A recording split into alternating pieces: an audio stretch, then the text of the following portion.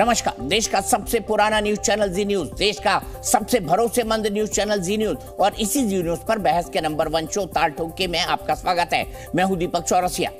जाना तो एक दिन सबको राम की शरण में ही है। कांग्रेस समेत कई विपक्षी दलों ने भले ही 22 जनवरी को राम मंदिर के उद्घाटन का बहिष्कार कर दिया हो, लेकिन आज कई कांग्रेसी अयोध्या हो आए। दीपेंद्र हुड्डा, अजय राय, अखिलेश प्रताप सिंह समेत कई कांग्रेस नेताओं ने आज सरयू में डुबकी लगाई। उसके बाद हाथ से हाथ मिलाकर एक साथ जय श्री राम के नारे भी लगाए। लेकिन दूसरी तस्वीर भी देखिए, सरयू में कांग्रेसियों की राम नाम की डुबकी अयोध्या के लोकल लोगों को पसंद नहीं आई, बल्कि उन्हें गुस्सा आ गया और कांग्रेसियों के साथ उनकी झड़प हो गई। लोगों ने मारपीट की, कांग्रेस का झंडा भी जमकर खींचकर फाड़ दिया। जैसा कि हमें पता है, इन लोगों का यह कहना था कि कांग्रेस ने तो हमेशा राम मंदिर में रोड़े अटकाए, इसलिए अब सरयू में डुबकी लगाकर और जय श्री राम बोलकर ढोंग कर रही है। इस पर आगे बात करेंगे, क्योंकि अभी हमारी जो बहस है वो इस पर है कि राम मंदिर बन जाने के बाद कौन से काम बाकी हैं। राम मंदिर उद्घाटन का निमंत्रण मिलने के बाद आरएसएस प्रमुख मोहन भागवत ने पहला बयान दिया है। उन्होंने इसे आनंद का क्षण बताया है। आगे ये भी कहा है कि अभी बहुत काम बाकी है। जिस तपस्या से ये सपना पूरा हुआ है उसे जारी रखना है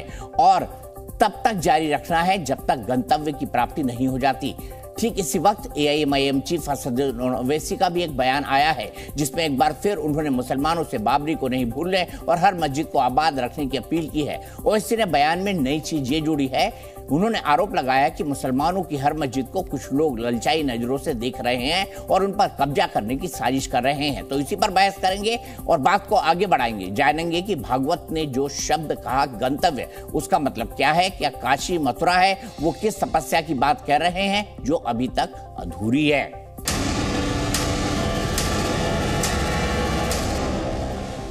राम के बाद भी अभी बहुत काम है। क्या संकेत है संघ प्रमुख मोहन भागवत का? क्योंकि हम जानते हैं अदालती लड़ाई मथुरा के बारे में, काशी ज्ञानवापी के बारे में लगातार चल रही है और कई ऐसे फैसले हैं, जैसे कोर्ट कमिश्नर की नियुक्ति ज्ञानवापी मामले में हो चुकी है, मथुरा के अंदर होनी है और ऐसा लगता है कि ये भी होगा, ये भी आगे बढ़ेगा।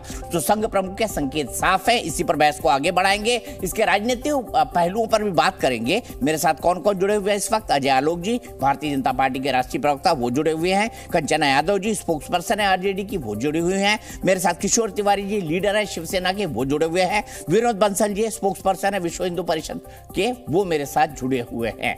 सबसे पहले अजय आलोक जी, तो मथुरा और काशी भी आपके एजेंडा पर आ रही है?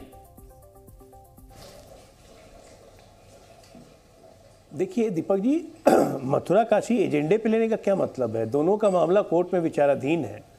आर्कियोलॉजिकल सोसाइटी ऑफ इंडिया वहां पे अपने अदालत को फैसला देना है। हाँ, अदालत को फैसला देना है। जो अदालती फैसला होगा उसको सब मानेंगे। हम तो ये विरोध नहीं करते ना भाई कि अदालत में मत जाओ, इसकी चर्चा मत करो, इसकी बात मत सुनो। क्यों? सिर्फ मथुरा काशी नहीं, आप ये अगर देखिए, अगर देश में भर में देखने लगेंगे तो पता नहीं कितने मंदिर तोड़ के मस्जिद बनाई गई। सबकी तो हम बात नहीं कर रहे हैं। बात यह है कि गुलामी की प्रतीकों से मुक्ति चाहिए कि नहीं इस देश को। बाबरी ढांचा जो था वो गुलामी का प्रतीक था कि बाबर आया इस देश में, उसने कब्जा किया और हमको गुलाम बना के रखा, और उसके सम्मान में हम बाबरी ढांचा बना के रख रहे हैं और उसके लिए आपस में हम लोग तनाव बढ़ाते रहे इतने साल तक। 500 वर्ष का संघर्ष लग गया। तो क्या इस देश को गुलामी के प्रतीकों से मुक्ति नहीं दिलाएंगे? यदुवंशियों की बात करने वाले कृष्ण भगवान की जन्मस्थली मथुरा, वहां पर मस्जिद पर विवाद चल रहा है। क्यों चल रहा है विवाद? विवाद होना ही नहीं चाहिए, लेकिन कुछ लोगों को विवाद रखने का शौक होता है। तो ठीक है, इसीलिए मोहन जी ने कहा कि एक अंतिम पड़ाव नहीं है, मंजिल अभी बहुत आगे है। तमाम गुलामी के प्रतीकों से जब तक मुक्ति नहीं लेंगे तब तक एक बात जान जाइए, सही मायनों में भारत का उदय नहीं होगा। ये जितने फालतू कानून थे जो प्रधानमंत्री जी ने हटाए हैं, नए कानून की आज स्थापना हुई है, आपको 3 वर्ष के अंदर न्याय मिलेगा। Justice delayed is justice denied. सिर्फ मंदिर की बात पर मत जाइए, एक एक व्यवहारिकता में अगर काम देखिएगा तो हर चीज वो व्यवहारिक काम हुआ है जिसकी इस देश की जनता को जरूरत थी। और आज अगर उस पर हम अपनी गर्व से अपनी पीठ थपथपाते हैं तो मुझे लगता है कि हर हिंदुस्तानी को फक्र होना चाहिए उस पर। ठीक है, मैं सीधे यहां से चलता हूं किशोर तिवारी जी के पास। किशोर तिवारी जी, अजय आलोक की इस बात से आप सहमत है कि बाबरी ढांचा जो है गुलामी का प्रतीक था? हाँ, मैं भी कह रहा हूं कि लोगों की आस्था का विषय है कि राम जन्मभूमि मुक्त होना चाहिए। भले ही वो सुप्रीम कोर्ट के आदेश के बाद मुक्त हुई हो, लेकिन एक अच्छा डिसीजन हुआ है। ना आपने मेरे सवाल का जवाब नहीं दिया। क्या बाबरी ढांचा गुलामी का प्रतीक है? नहीं, वो तो था, और शिव सैनिकों ने उसे तो जो वो कर दिया ना, जमीन दोस्त कर दिया था। तो राम मंदिर क्रेडिट ले रहे हैं कंचना यादव जी, नाराज हो जाएंगे। आप क्रेडिट ले रहे हैं बाबरी ढांचा गिराने का। कंचना जी को भी दिखाइए, देखिए कंचना जी आपके सहयोगी है जो क्लेम कर रहे हैं कि हाँ हमने जो है बाबरी ढांचा गिरा दिया। नहीं, मैं मेरी पूरी बात कर लूं तो हाँ, फिर कंचना जी बोलेगी। हाँ प्लीज। हाँ, आप कितना भी झगड़ा लगाओगे, लेकिन हम 24 के लिए तैयार है मोदी जी को रोकने के लिए। अभी कहा ना संजय राउत जी ने कि बीजेपी की कोई वो जागीर थोड़ी है। राम मंदिर में हम भी जाएंगे, हमारे नेता भी जाएंगे।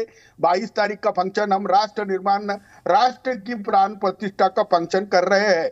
लेकिन जिस प्रकार से मुस्लिम समाज ने सुप्रीम कोर्ट के निर्णय का स्वागत करते हुए भव्य राम मंदिर बनाया, मैं चाहूंगा। अच्छा, मुस्लिम समाज ने बनाया, इसका क्रेडिट भी मुस्लिम समाज को। गजब है किशोर तिवारी जी। जब विचारधारा बदले तो आदमी कैसे बदलता है। अब मस्जिद बनाने का क्रेडिट भी अब मुस्लिम, मंदिर बनाने का क्रेडिट भी मुस्लिम समाज को दे रहे हो किशोर तिवारी जी। गजब है, गजब है, मुस्लिम समाज ने बनवाया।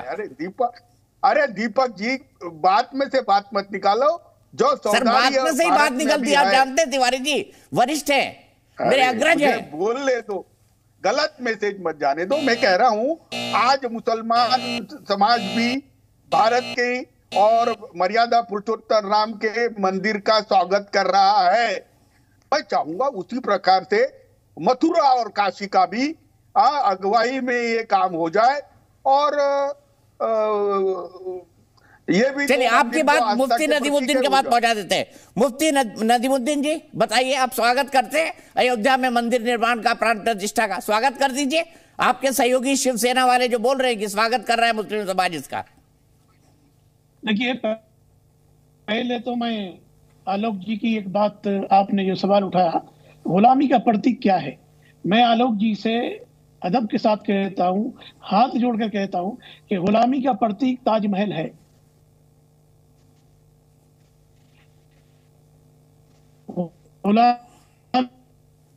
मुफ्ती साहब का जो है वो कनेक्शन ही धोखा दे रहा है, ऐसे मत जोड़ा करिए भैया। मुफ्ती साहब आवाज आ रही है आपको? ये देखिए एयरपोर्ट दिखाई दे रहा है, बोलिए मुफ्ती साहब। नहीं, बिल्कुल आवाज आ रही। नहीं, सुनिए, मैं आलोक जी की बात पे एक बात का जवाब देता हूं कि गुलामी का प्रतीक क्या है। गुलामी का प्रतीक ताजमहल है, गुलामी का प्रतीक लाल किला है, गुलामी का प्रतीक हुमायूं का मकबरा है, गुलामी का प्रतीक जीटी रोड है। ये सबको उखाड़ फेंकिए, बाद में बात करती है गुलामी का प्रतीक है क्या है नहीं। ये सुप्रीम कोर्ट ने बाबरी मस्जिद के वर्डिक्ट में कहा कि मंदिर तोड़ करके मस्जिद बनाई गई, ऐसा कोई प्रमाण नहीं मिला है। ये आलोक जी को भी मालूम है। अब मंदिर जगह, मस्जिद की जगह मंदिर बन रहा है, ये सुप्रीम कोर्ट के निर्णय से बन रहा है। स्वागत करना नहीं करना ये हमारी बात है, मगर हमारी मस्जिद स्वागत कर दीजिए। आप तो आइन को मानते हैं, आप तो संविधान को मानते हैं, तो स्वागत कर दीजिए ना मंदिर बनने का, कर दीजिए मुफ्ती साहब, क्या दिक्कत है? नहीं पाया, नहीं, आप बोल दीजिए ना कि सुप्रीम कोर्ट ने कहा है कि मंदिर तोड़ के मस्जिद नहीं बनाई गई, तो ये भी तो सुप्रीम कोर्ट ने कहा। ये भी तो कहा सुप्रीम कोर्ट ने। मुफ्ती जी, कहाँ का ऑर्डर पढ़ते हैं आप? कहाँ से पढ़ाई करके आते हैं मुफ्ती साहब? कौन से मदरसे में पढ़ाते हैं? नहीं, आप कौन से गुरुकुल से पढ़ करके आए? आशाराम के गुरुकुल से पढ़े क्या बात कर रहे हैं आप? ये वर्डिक्ट में नहीं है कि मंदिर तोड़ करके मस्जिद बनाई गई। आशाराम का नाम ले रहे हैं, क्या बोलूं? ऐसा कोई प्रूफ है? सुप्रीम कोर्ट ने कहा ऐसा कोई नहीं प्रूफ मिला कि मंदिर तोड़ करके वहां मस्जिद बनाई गई। ऐसा ये सुप्रीम कोर्ट के वर्डिक्ट में है, और आप मुझसे सवाल कर रहे हैं। और सुनिए, गुलामी का प्रतीक जो है, मैंने कहा पहले उसको गिराइए, बाद में स्वागत। तो सुप्रीम कोर्ट का फैसला, जब सुप्रीम कोर्ट में मामला विचाराधीन था, जब भी ये कहते थे मंदिर वहीं बनाएंगे। अब तो तारीख भी बता दी है सुप्रीम कोर्ट ने। अरे अब तो तारीख भी बता दी मुफ्ती साहब। सुनिए, अरे तारीख बता दिया। अरे सुनिए, आप बोलते हैं ना मंदिर वही बनाएंगे, तारीख नहीं बताएंगे, तो तारीख है 22 जनवरी। ठीक है, बिल्कुल मुझे मालूम है, आपके बताने से नहीं मालूम है कि मुझे मालूम है, सारे देश को मालूम है कि 22 जनवरी को बन रहा। मैं कह रहा हूं कि मेरे स्वागत करने नहीं करने से क्या फर्क पड़ता है? बात यह है कि हमारी मस्जिद गिराई गई, पड़ता है भाई। आप तो गंगा जमुनी तहजीब वाले लोग हैं, आपको तो स्वागत करना चाहिए भाई। हिंदू आपके भाई हैं, अगर उनके मंदिर का निर्माण हो रहा है तो मुफ्ती जी को स्वागत करना चाहिए। आप भाई है कि नहीं हमारे, बताइए। अभी ठीक, आप भाई समझे तो हम भाई हैं। हमने कब कहा? मैं तो समझता हूँ, इसलिए बोल रहा हूँ। आप नहीं समझते। अरे नहीं, आप अगर समझे होते तो ये हरकत ही नहीं करते थे। आप खुशी, आपकी खुशी में हमारी खुशी है। चलिए, आप खुश हैं, मैं खुश हूँ। चलिए, आप खुश हैं। विनोद बंसल जी, खुशी में हमारी खुशी है। अब विनोद बंसल जी, देखिए, सुप्रीम कोर्ट का फैसला मुफ्ती साहब रट के आए हैं। उन्होंने कहा कि वहां पर मंदिर तोड़कर मस्जिद बनाई गई, इसका कोई प्रमाण नहीं है। फिर मैं अजय आलोक जी के पास चलूंगा। अजय आलोक जी, इन्होंने बोला है, वैसे मैं आपको बताऊं मुफ्ती साहब, ताजमहल, लाल किला और ये ताजमहल, लाल किला और जीटी रोड, ये सब आपने बोला, लेकिन जमीन हमारी, पैसा हमारा, मजदूर हमारे, आर्किटेक्ट हमारे, बनाया मुगलों ने। वाह, क्या नैरेटिव है। विनोद बंसल जी, आपका जवाब। देखिए, क्या जवाब दूं इनको। दीपक जी, आपने निरुत्तर कर दिया एक्चुअली। ऐसे पैनलिस्ट को बिठा करके, जिसको कि वास्तव में ज्ञान की एबीसीडी लगता है, मदरसे में ही छोड़ के आते हैं, ये मुझे समझ में नहीं आता कि माननीय सर्वोच्च न्यायालय के निर्णय की ये तौहीन कर रहे हैं या उसको मखौल उड़ा रहे हैं, ये या उसको जो है ना जी, वो उसकी मिस इंटरप्रिटेशन कर रहे हैं। देखिए, उस न्यायालय के निर्णय पर अब नहीं जाना। न्यायालय ने एक शब्द में एक निर्णय दे दिया कि भाई ये राम मंदिर था, राम मंदिर है, राम मंदिर रहेगा, बात खत्म। पुरानी बातों को छोड़ दीजिए, नहीं तो गड़े मुर्दे उखाड़ोगे तो जाने कितने कितने बाबर पछाड़े जाएंगे, कितनों को धराशायी किया जाएगा। लेकिन मैं कहता हूँ, अब तो कम से कम आपको खुशी नहीं व्यक्त करनी तो कम से कम गमगीन भी मत रहो ना यार। कब तक गमगीन रहोगे? बाबर चला गया, बाबरी चलेगी, बाबरवादी मानसिकता को तो अब तो विदा कर दो यार। अब तो भारत की ओर लौट आओ, अब तो राम की ओर लौट आओ। पूर्वज तो आपके भी राम ही हैं, आप इसको कैसे भूल सकते हो? लेकिन एक बात मैं समझ में आ रहा हूँ दीपक जी, कि ये जो जिस तरह से जो एक तथाकथित विपक्ष है ना जी, वो विपक्ष ऐसे जैसे ऐसा लग रहा है जैसे रामद्रोहियों का पक्ष है। वो विपक्ष नहीं है, रामद्रोहियों का पक्ष है। लगातार एक तरफ से जो है ना, कोई सनातन को नेस्तनाबूद करने चलता है, कोई रामचरितमानस पर उंगली उठाता है, कोई रामायण पर बात करता है, और कोई रामचरितमानस को जलाता है, कोई इसमें राम मंदिर के इतने भव्य दिव्य कार्यक्रम जिसको लेकर के संपूर्ण विश्व आनंदित है, उल्लास में भरा हुआ है। संपूर्ण विश्व के अंदर 5 लाख मंदिर सज रहे हैं। आप देखिए कि 60 करोड़ लोगों को निमंत्रण भेजा गया है। आप देखिए 7 से 8 हजार लोग जो है ना अयोध्या के अंदर पहुंचने वाले हैं, जो वैश्विक हर दृष्टि के लोगों का, हर वर्ग के लोगों का प्रतिनिधित्व करने वाले हैं। इनसे तो इनको खुश होना चाहिए। भारत का नाम रोशन हो रहा है, भारत पूरा विश्व राममय हो रहा है। लेकिन समझ में नहीं आता ये जिहादी मानसिकता कब समाप्त होगी इनकी। आखिरकार भारत विरोधी ये सोच है वो कब इनको भारत की तरफ लौट के लाएगी? आखिरकार कब है जो कि ये बाबर से इनको डिस्कनेक्ट करेगी? ये भी नहीं कहते देखिए कि हम बाबर के वंशज हैं, और ये भी नहीं कहते कि बाबरी कोई हमारा कोई श्रद्धा का केंद्र था। मैं दावे के साथ बाबर के वंशज है। आप क्या चैलेंज देता हूं मुफ्ती साहब, आप बाबर के वंशज है? ये पूछ रहे विनोद दीपक जी। नहीं दीपक जी, मैं पूछना चाहता हूँ, ये कभी बाबरी में नमाज पढ़ने गए थे क्या? इनका कुनबा कभी गया था क्या? इनके कुनबे का कोई भी व्यक्ति बाबर के उस ढांचे के अंदर जो पापी ने बनाया था, उस ढांचे के अंदर नमाज पढ़ने गया था क्या? मैं कहता हूं दीपक जी, इन्होंने देखा तक नहीं होगा और उसकी पैरवी करते हैं। ऐसे वो भड़काऊ भाईजान है जो हैदराबादी नवाब हैं, उन्होंने वो बैरिस्टर तो है अपने इंग्लैंड के, लेकिन कभी बाबरी के लिए न सुप्रीम कोर्ट में गए, न हाई कोर्ट में गए, न लोअर कोर्ट में गए। और तो और उनके कुनबे का कोई व्यक्ति अयोध्या नहीं पहुंचा, और बाबरी के लिए लड़ रहे हैं। जो चला गया उसके लिए लड़ रहे हैं, जो है उसको नहीं संभाल रहे। सुनिए, कमाल की बात है, ये जो सोच है ना, अच्छा यही बताइए ना, मुफ्ती साहब बताइए, आप क्या बाबर के वंशज है? हाँ, देखिए सुप्रीम कोर्ट के फैसले पर अरे मेरा सवाल का जवाब दीजिए ना मुफ्ती साहब। अरे सुप्रीम कोर्ट के फैसले को छोड़िए, अगर आप भारत के वंशज हैं, अगर आप भारत के वंशज हैं तो कम से कम भारत की बात मानिए। आप रावण के वंशज हैं? अरे मैं बाबर का वंशज नहीं हूँ, आप रावण के वंशज हैं। मैं रावण की पैरवी नहीं करता, मैं रावण की पैरवी नहीं करता। आप बाबर की पैरवी कर रहे हैं, इसका मतलब बाबर की औलाद है। बाबर की पैरवी नहीं करता, आपको शर्म आनी चाहिए। नहीं, आप रावण के भाषा, मैं बाबर का वंशज नहीं हूँ, बाबर की औलाद नहीं हूँ, बाबर के साथ आप बाबर नहीं हूँ मैं। कोई संबंध नहीं है, बाबरी साहब का संबंध है। वो लुटेरा था, बाबर लुटेरा था, बाबर था। अरे तो उसकी मस्जिद से प्रेम क्यों भाई मुफ्ती साहब? उसकी मस्जिद से प्रेम क्यों? उसकी मस्जिद से प्रेम क्यों? पीछे 4 पीढ़ियों का कोई व्यक्ति अगर हाँ सुनिए, अरे हाँ, अरे बाबर के वंशजों को पहले धीरज रखिए। अयोध्या में सुनिए, पहले बाबर मंगोली था। अच्छा ठीक है, मुफ्ती साहब आपकी आवाज बहुत ही खराब आ रही है, आपकी आवाज बहुत ही खराब आ रही है। मेरे पास पैनल से मैसेज आ गया है, लेकिन कंचना यादव जी मैं आपसे शुरुआत करना चाहूंगा। कंचना यादव जी, विनोद बंसल और मुफ्ती नदीमुद्दीन को अलग रख दीजिए, हम पॉलिटिकल मसले पर आते हैं।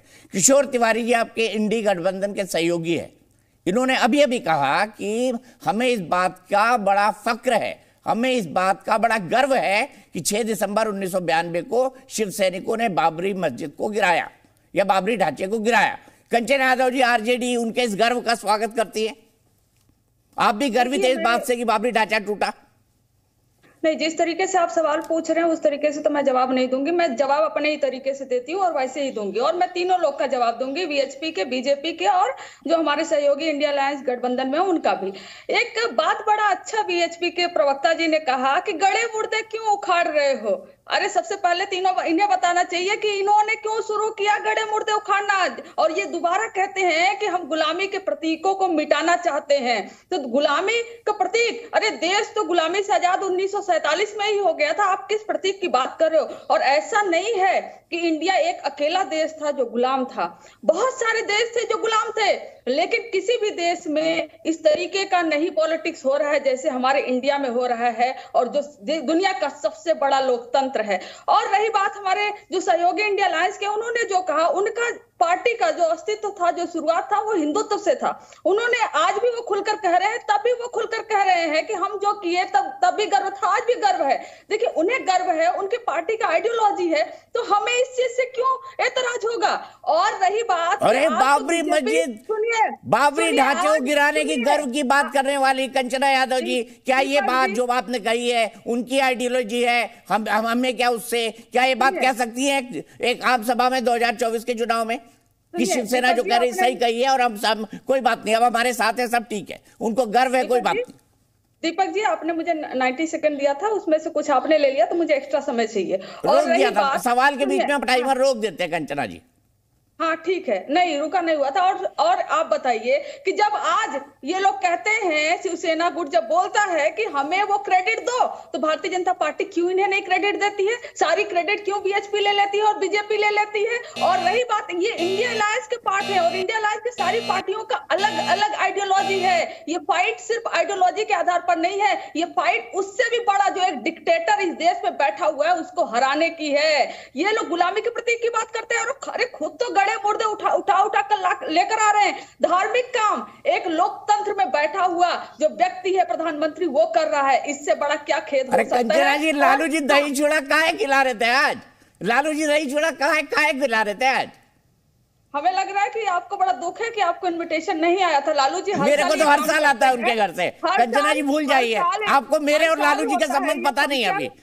नहीं, आपको मेरे और लालू जी के संबंधों के बारे में कोई जानकारी नहीं। आपको इतना दुख नहीं होता सर? और ये मुझे कोई दुख नहीं होता है। मैंने राबड़ी जी के हाथ का खूब खाना खाया है।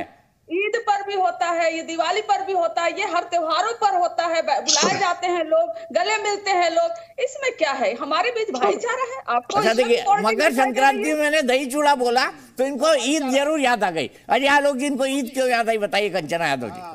दीपक जी, वो भाईचारा है। ये देखिए, जरा मैं विनोद बंसल की एक बात का जरा अभी जो मैं आता हूँ, किशोर जी आता हूँ। एक बात मैं किशोर जी को पहले कहना चाहता हूं कि जब गोत्र बदलता है ना तो बोली भी बदल जाती है। तो इनका गोत्र बदल चुका है 1-1.5 साल से, इसलिए बोली भी बदल चुकी है कि राम मंदिर अब ये मुसलमानों के द्वारा बनवा रहे हैं। चंदा भी बोल दीजिए मुसलमानों ने दिया राम मंदिर में बनवाने के लिए, उद्धव ठाकरे ने तो भेजा नहीं 1 भी रुपया चंदा। ये सब बोल जब बाला साहब सुनते होंगे ना ऊपर से, तो उनकी आत्मा किलस जाती होगी कि क्या गोत्र बदला है, पूरा का पूरा चरित्र बदल गया। और हमारे मुस्लिम उलेमा बोल रहे थे कि ये भी गुलामी के प्रतीक हैं, ये भी गुलामी के प्रतीक हैं। आपने जवाब दिया कि जमीन हमारी, मजदूर हमारे, पैसा हमारा, और तब ये गुलामी के प्रतीक कैसे हो गए? नहीं, मैं बताता हूँ। गुलामी के प्रतीक बाबरी ढांचा था, इसलिए था क्योंकि करोड़ों हिंदुओं को, उनकी भावनाओं को सप्रेस करके जबरदस्ती मंदिर तोड़ के अपनी मस्जिद बनाई, और कोई उफ नहीं कर पाए। 1 मिनट आपसे बीच में नहीं बोल रहा था, बीच में मत बोलिए। और आप जैसे परवर्ट हिंदू, आप लोग जैसे परवर्ट हिंदू ही इस देश का माहौल बिगाड़ते हैं। ठीक है ना, गुलामी के प्रतीक तो हटा ही जाएंगे। देश को बांटा है आपने। ऐसे डिबेट नहीं करते हैं, डिबेट ऐसे नहीं करते, डिबेट करते हैं। गलत मत बोलिए नेशनल टीवी पर। अरे कहाँ थे आजादी के समय, आज गुलामी का प्रतीक बता रहे हैं आप लोग। बताइए ना अपने योगदान, बताइए आजादी में। जवाब देना है मुझे। बीच में चिल्लाने से मैं चिल्ला के डिबेट नहीं करता हूँ, बकबक करते रहिए। बीच में फालतू में चिल्लाए जा रही है अपनी बात। कंचन रुक जाइए, आलोक जी को करने दीजिए, आलोक जी वरिष्ठ हैं, सम्मान कीजिए थोड़ा। गड़े मुर्दे क्यों उखाड़े जा रहे हैं? अरे राजनीति में तो गड़े मुर्दे हमेशा रखे जाते हैं, मुर्दा को गाड़ा ही नहीं जाता है। राजनीति में तो हमेशा गड़े मुर्दे ही उखाड़े जाते हैं। कौन सी राजनीति कर रही हैं आप? राजनीति में अगर गड़े मुर्दे नहीं उखाड़िएगा तो अपने इतिहास का पता कैसे चलेगा? अगर लालू जी को हम कन्विक्टेड नहीं बोलेंगे तो कैसे पता चलेगा उनको सजा मिली है? सजा मिल गई, चुप हो गए। अरे गड़े मुर्दे उखड़ेंगे और मुर्दों को कभी गाड़ा नहीं जाता है, समय पे निकाला जाता है, समय के लिए रखा जाता है, ठीक है ना। अभी देखिए गड़े मुर्दे हमेशा जब निकलेंगे कि शिवसेना के साथ आप गलबैयां कर रही हैं, जाके जवाब दीजिएगा मुस्लिम बस्तियों में कि शिवसेना जो गर्व से कहती है कि हमने मस्जिद तोड़ा, उसके साथ आरजेडी अलायंस करके सरकार बनाएगी। बोलिएगा जाके जरा बिहार में, पता चलेगा गड़े मुर्दे किसको कहते हैं। हाँ, किशोर तिवारी जी दे दीजिए। उसके बाद दानिश कुरैशी जी बड़े गुस्से में दिख रहे हैं। बैरिस्टर साहब रात में गुस्से में थे, दानिश भाई अभी गुस्से में। अरे अजय लोग अब तो दानिश भाई, अरे एक मिनट मैं मेरी बात रख लेता हूं। मैंने कहा कि मुस्लिम समाज के सहकार्य से और सौदार्य से मंदिर बना। अच्छा एक मिनट बताइए ना दानिश भाई, मुस्लिम समाज के सहकार्य से मंदिर बना, दानिश कुरैशी बताइए ना। दानिश कुरैशी बता रहे हैं आपको, किशोर तिवारी जी रुक जाइए। मुस्लिम लोगों के सहयोग से मस्जिद बनी है, किशोर तिवारी कह रहे हैं दानिश भाई आपने सहयोग दिया, श्रमदान किया, वहां जाके चंदा वंदा दिया, बैरिस्टर साहब ने चुपचाप दे दिया और नहीं पता मुझे, बताइए ना। दिक्कत क्या है, माहौल है। अच्छा आप सुन लीजिए तिवारी साहब, आप मेरा नाम दिया है तो मैं अपनी बात रख दूं तो ज्यादा बेहतर रहेगा। आप बुजुर्ग हैं, थोड़ा सुनिए। देखिए दिक्कत क्या है, मैं पहले भी कह चुका हूं भाई, और मैं बोल रहे थे किशोर तिवारी जी अभी तो आप जवान हैं, कोई दिक्कत नहीं हमको। हाँ नहीं, मेरे छोटे भाई हैं, चलिए ये मान लेते हैं, ठीक है। अब सवाल ये है कि एक तरफ तो बीजेपी लगी पड़ी है, ठीक है, जो इस होड़ में मची है कि वो अकेली जो है वो हिंदू है। दूसरी तरफ ये सो कॉल इंडिया अलायंस के लोग जो है वो इस होड़ में मचे लगे पड़े हैं कि भाई राम मंदिर जो है उसके अंदर में तमाम लोग हैं। बेचारे मुसलमानों से तो पूछ लो कि उनके दिलों का क्या हाल है। उनके दिलों का हाल कल बैरिस्टर असदुद्दीन ओवैसी साहब ने एक दस्तारबंदी का प्रोग्राम था, उसकी बात रखी तो सुबह से लेकर शाम तक उन्होंने वो मचा रखा है बवाल। सवाल यहाँ ये आके खड़ा है, विनोद भाई बीच में नहीं, सवाल यहाँ ये मैं खत्म करूं उसके बाद। नहीं विनोद भाई को मैंने बोला बीच में मत। अजय आलोक जी से भी, विनोद बंसल जी से भी और किशोर तिवारी जी से भी ये रोज सुबह से लेकर शाम तक बाबर के नाम की माला जपते हैं, जबकि हम बात करते हैं मस्जिद की। अगर आपको मस्जिद से, आपको बाबर से प्रॉब्लम था तो आप उसका नाम कुछ कहते हैं, तो आप उसका नाम बदल देते। सुन लीजिए अब दिक्कत है क्या इनको दिक्कत है बाबर से, इनको दिक्कत जो है खतरनाक था, देश विरोधी था। बोलिए ना, क्यों चिंता करते? बोलिए ना, बाबर लुटेरा था, बोलिए ना, बोलो ना, बाबर लुटेरा था, कैसे बात होगी? कैसे बात होगी दीपक भाई? आक्रांता था। अरे दीपक भाई कैसे बात होगी? बीच में इंटरप्ट करेंगे। अच्छा वो सवाल तो पूछ रहे हैं विनोद भाई, मैं आपकी तरफ से सवाल पूछ देता हूँ। बोलिए दानिश भाई, दानिश बाबर लुटेरा था।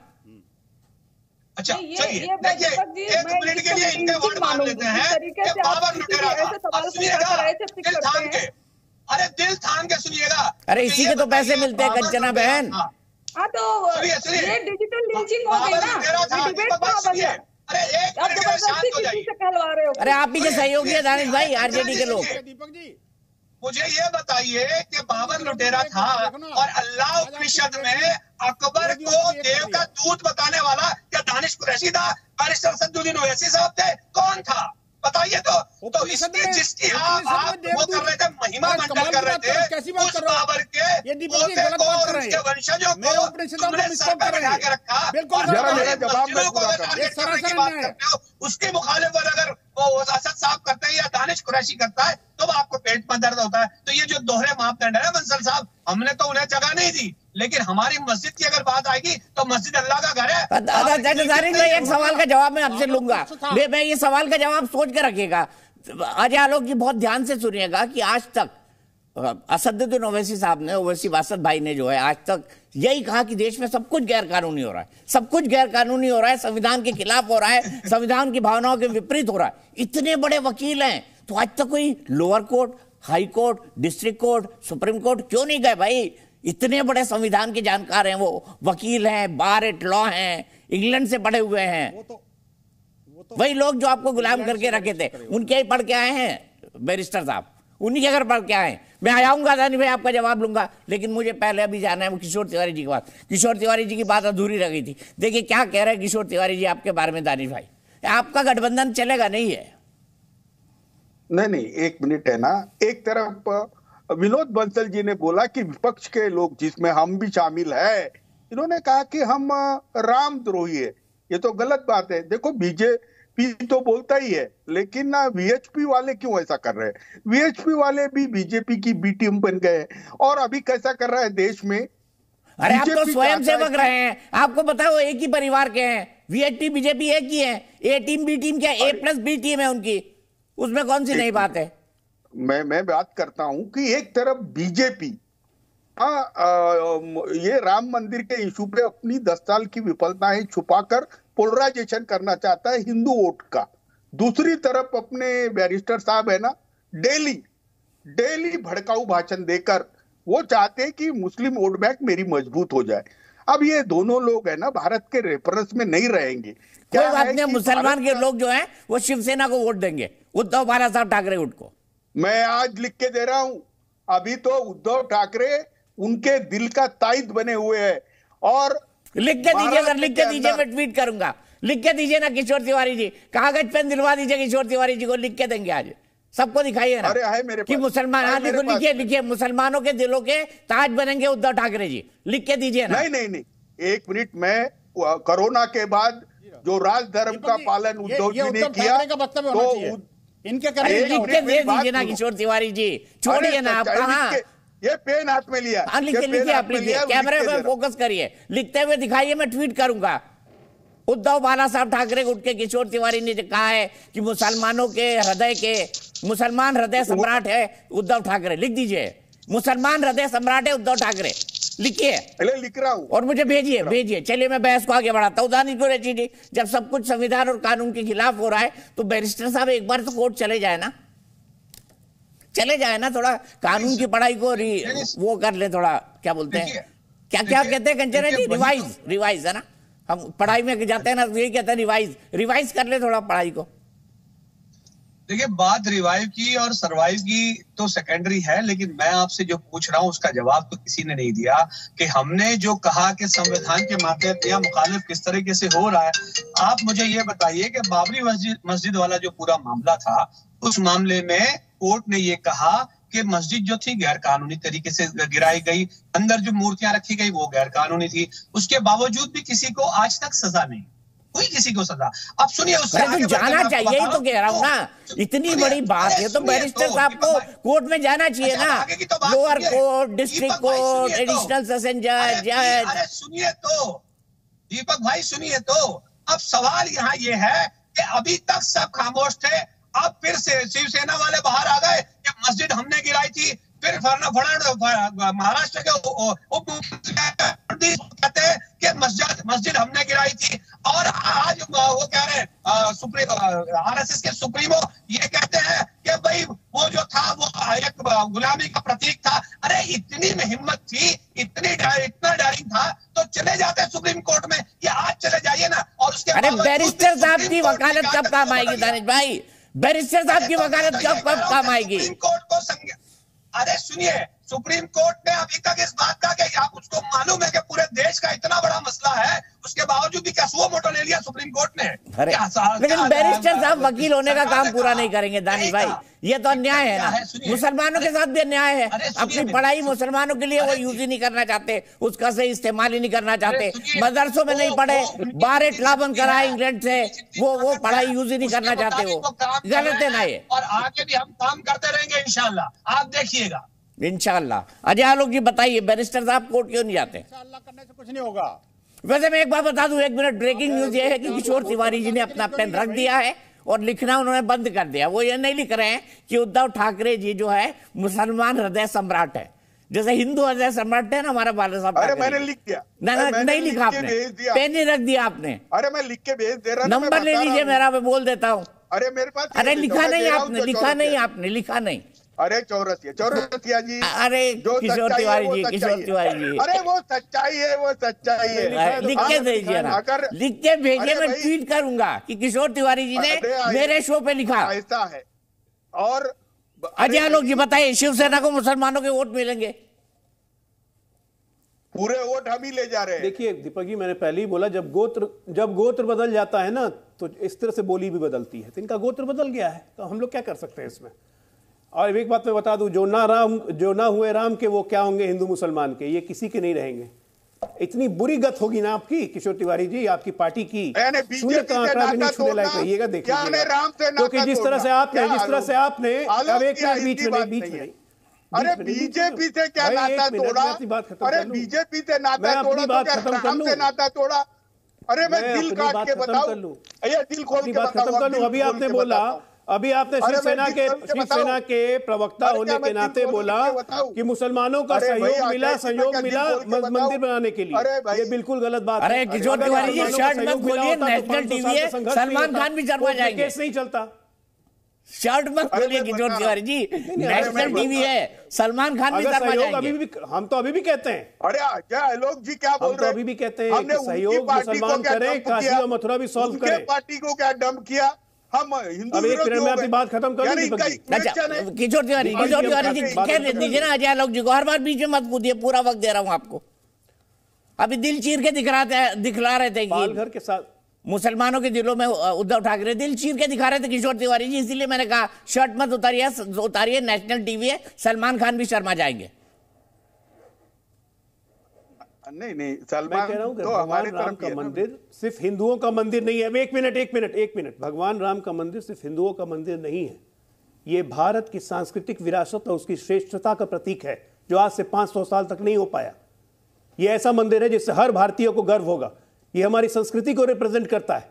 हमको गर्व है, कोई भी धर्म के हो, हिंदुत्व में सबका बिलीव है। अगर हिंदुस्तान में रहते हैं तो गर्व कर रहे हैं, आप गर्व कर रहे हैं, क्यों आ रही है? आप कह रहे हैं कि मुसलमानों के सहयोग से मंदिर बना।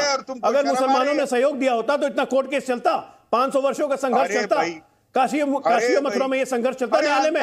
बोलिए ना मुसलमानों को सहयोग करते हैं, काशी और मथुरा भी सॉल्व हो जाएगा। वो तो आप बोलेंगे नहीं, मुसलमानों के दिल के ताज बनने की ख्वाहिश है, रखिए अपने पास। अरे आप रखिए, ख्वाहिश रखिए। हिंदू हृदय सम्राट बाला साहेब ठाकरे के पुत्र अब मुसलमान हृदय सम्राट बन गए। ताली, बहुत बढ़िया, बहुत अच्छे जा रहे हैं शिवसेना, बहुत अच्छी जा रही है। साल कुछ किया नहीं, और आपको बाकी लोग भी देख रहे हैं, पूरा देश सुन रहा है के वोट लेना चाहते हो, बहुत देश सुन रहा है। ये देखिए दंगे पे आ गई है, अब ये दंगे पे आ गए। 10 साल तो कुछ किया नहीं, अब ये दंगे पे आ गए, कुछ किया नहीं, आ गए अधूरे। 10 साल में क्या किया पूरा देश देख रहा है। 22 जनवरी को राम मंदिर खड़ा हो रहा है, देख के छाती पे सांप लौट रहे हैं। अरे राम मंदिर सांप लौट रहे हैं छाती पे। अरे जिसको अपनी सांस्कृतिक विरासत पे गर्व नहीं हो, उसको हिंदुस्तानी कहलाने में शर्म आनी चाहिए। मोदी जी की आपके आप जैसे हिंदुओं को शर्म आनी चाहिए। हिंदुस्तानी विरासत है, मोदी की विरासत नहीं है। उम्र के इस पड़ाव में आकर इतना पतन, उम्र के इस पड़ाव में आकर इतना नेतृत्व। अरे भाई हम तो अरे हम जय श्री राम बोल रहे हैं, तुम तो राम बोलते हो और बगल में चक्कू रखते हो। अरे राम बोलते हो और बगल में चक्कू रखते हो, बोलिए आप बोलने लगे क्या है? अरे मैं बता रहा हूँ, कांग्रेस के साथ मिलाने से पहले मैं शिवसेना की अरे भाई उद्धव ठाकरे को सत्ता से दूर कर दिया। अरे उद्धव ठाकरे को इधर किनार कर दिया। राम मंदिर निर्माण में उद्धव ठाकरे को कहीं का रखा नहीं, मुझे मालूम नहीं। अजय आलोक, अभी तो तुम समाजवादी से बीजेपी वाले बने हो, अभी तो समाजवादी से बीजेपी वाले बने हो। इतने वफादारी मत करो। नीतीश कुमार के साथ थे, आपका उम्र के साथ थोड़ा गड़बड़ा गया है। अरे भाई मैं बता रहा हूँ तुमको, आपकी जानकारी लेंगे, आपके हाल समाचार लेंगे। उद्धव जी के साथ अगर रखते, शिवसेना का पेंटिंग किया है ना, अद्भुत पेंटिंग अगर साथ रखते तो इनका अद्भुत पेंटिंग किया शिवसेना को। राज कराने मालूम नहीं पड़ता। के हृदय के अरे भाई मोदी जी लिख कर भेजिए ना, उद्धव ठाकरे मुसलमानों के हृदय के सम्राट है, लिख कर भेजिए किशोर तिवारी जी, लेकिन कंचना एक मिनट, मैं आपको एक स्टेटमेंट सुनाना, लिख कर भेजिए किशोर तिवारी जी, और दिखाते रहिए उनको लिखते हुए। कंचना जी, सपना आया है तेज प्रताप जी को कि भगवान राम उस दिन 22 तारीख को नहीं आएंगे। अच्छा कंचना यादव जी, ये तेज प्रताप जी और 4 शंकराचार्य को ये सपना क्यों आया है? मैं थोड़ा जानना चाहता हूँ, ये सपने कैसे देखे जाते हैं इसकी। आप तो जेएनयू में पढ़ती हैं, इतनी पढ़ी लिखी है, बताइए ना इसकी कुछ अवधारणा हो कि तेज प्रताप जी को भगवान राम कैसे सपने में आते हैं। कोई साधना करनी होती है इसके लिए, मैं भी करूं कि भगवान राम मुझे भी कभी सपने में दिख जाए। दीपक जी, मैं 1 मिनट चाहूंगी इसके लिए पूरा।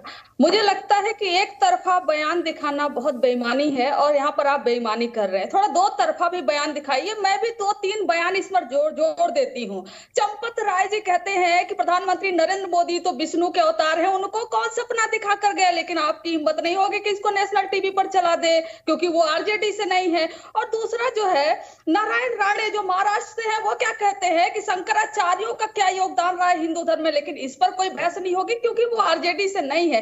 गिरिराज सिंह कहते हैं कि इंडिया ब्लॉक तो प्राण प्रतिष्ठा में अवरोध पैदा कर सकता है, ब्लास्ट करा सकता है, कुछ भी करा सकता है, लेकिन माफ करिएगा वो भी आरजेडी से नहीं है, तो उनको कवरेज नहीं मिला नेशनल टीवी पर। और बात आती है फिर आप जब कहते हैं कि ये तो धार्मिक मुद्दा है, तो यही आरएसएस वाले कहते हैं कि हम अपने 5 लाख लोगों को अच्छत बांटने के लिए भेज रहे हैं। तो जब आरएसएस के लोग अच्छत बांट रहे हैं, बीएचपी के लोग अच्छत बांट रहे हैं, बीजेपी के लोग अच्छत बांट रहे हैं, तो ये ट्रस्ट का काम कैसे हुआ?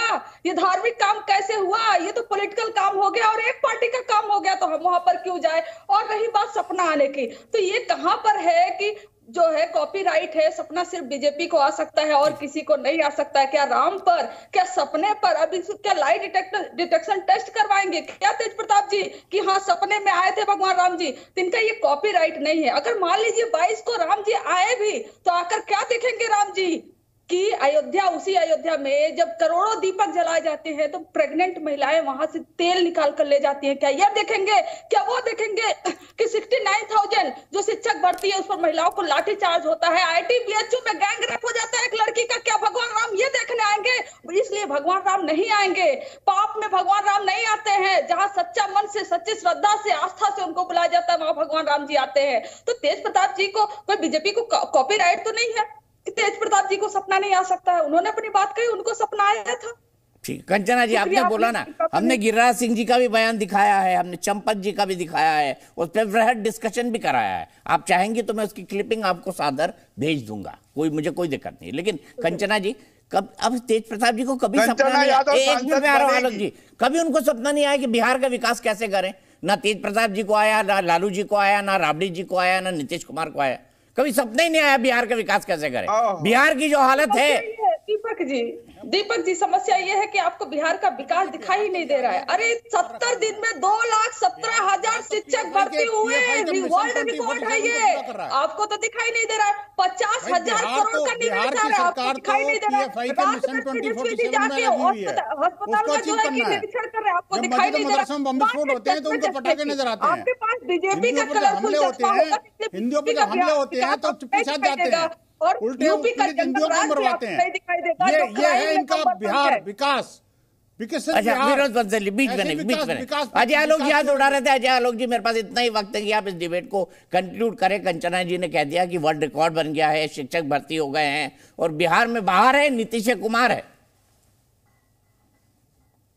नहीं, बिल्कुल 2,17,000 शिक्षक नियुक्ति पत्र बांटे गए हैं, लेकिन क्यों? क्योंकि पिछले 15 साल से, 15 नहीं बल्कि पिछले 25 साल से शिक्षकों की नियुक्ति नहीं हुई थी, इसीलिए उतने वैकेंसी खाली थे, जिसको दे दिया। और जिसको पहली बार राउंड में दिया 50,000 को, उसको पिछले 6 महीने से सैलरी नहीं मिली है। थोड़ा वो भी बता दीजिए। नियुक्ति पत्र बांट दीजिएगा, सैलरी नहीं दीजिएगा। सपने की बात है, सपने की बात है तो भगवान शिव जी लालू जी के भी सपने में आए थे। दीपक जी, आपको याद होगा जब लालू जी ने कहा, भगवान शंकर ने कहा कि मीट मत खाना, और उसके बाद सावन के महीने में राहुल गांधी के साथ मीट बना रहे थे।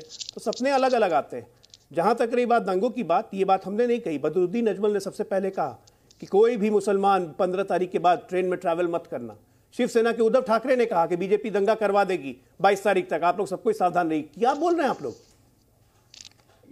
मंशा आपकी साफ जाहिर है कि आप समाज में दृष्टिकोण पैदा करना चाहते हैं एक अलग तरीके का। राम मंदिर बन रहा है और राम कहीं आएंगे नहीं, राम अयोध्या में ही है, आज से नहीं, शुरू से। राम कहीं से लाए नहीं जा रहे, वहां उनका महल बन के तैयार हो रहा है, जिसको हम मंदिर का नाम दे रहे हैं। ठीक है, राम कहीं नहीं गए थे, राम अयोध्या में ही। आपकी सोच है कि राम कहीं और थे, राम आएंगे और हम राम को लाएंगे। राम का किशोर तिवारी जी, किशोर तिवारी जी झोपड़ी में रखा था बंद किशोर तिवारी राम लल्ला को झोपड़ी में कैद करके रखा हुआ था आप लोगों ने। मतलब अरे भगवान राम ने तो कहा है रघुकुल रीत सदा चली आई, प्राण जाए पर वचन न जाए। हिंदू हृदय सम्राट के बेटे के बारे में आपने लिख के ही नहीं दिया मुझे, उद्धव ठाकरे जी के बारे में। जरूर लिख के भेजूंगा, जो मुसलमान हृदय सम्राट है। अरे भाई मुख्यमंत्री बोलकर वो हिंदू हृदय सम्राट तो थे ही थे, मुस्लिम हृदय सम्राट भी बन गए। और लिख के भेजिएगा मुझे, मैं यहीं पे रुक रहा हूँ। किशोर तिवारी वेट कर रहा हूँ मैं आपके नोट का, ट्वीट करना है मुझे।